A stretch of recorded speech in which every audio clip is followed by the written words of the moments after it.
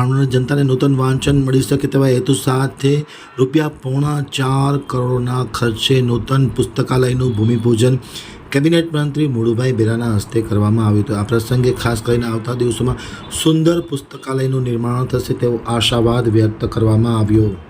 Bhavnagar આમતક news બ્યુરોમાંથી Manish Kelani સાથે નિમિષ કેલાણીનો એક વિસ્તૃત અહેવાલ। ભાવનગર ખાતે વૈશ્વિક ઈ લાઇબ્રેરીનું ખાતમુહૂર્ત અને સેવા સદન ભાવનગર ખાતે ઉદ્ઘાટનના કાર્યક્રમનું આયોજન કરવામાં આવ્યું હતું। ભાવનગર ખાતે છેલ્લા 20 વર્ષથી લાઇબ્રેરીના વિરહમાં જોડતી ભાવનગરની પ્રજાને અપેક્ષાને સન્માન આપી ધારાસભ્ય અને કેબિનેટ મંત્રી મુળુભાઈના પ્રયત્નથી ₹3.75 કરોડના ખર્ચે અતિ આધુનિક અને સુવિધાસભર લાઇબ્રેરીનું નિર્માણ થયેલું છે। ત્યારે ભાવનગરના વિવિધ પરીક્ષાર્થીઓની તૈયારી કરતા વિદ્યાર્થીઓ તેમજ બૌદ્ધિક સ્તરના વિકાસ માટે ઝઝૂમતા વડીલોના હિત અને ભાવનગરના વિકાસના હેતુને સિદ્ધ કરતું અભૂતપૂર્વ અને દૂરદર્શી કાર્ય હાથ ધરવામાં આવ્યું હતું।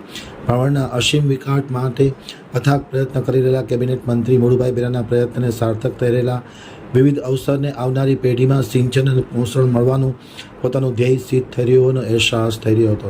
ભાવનગર ચેમ્બર ઓફ કોમર્સના પદાધિકારીઓ દ્વારા મુળુભાઈ પ્રત્યે આભારની લાગણી વ્યક્ત કરી અને આ પ્રસંગે તેમને ખૂબ ખૂબ સન્માન આપવામાં આવ્યું હતું।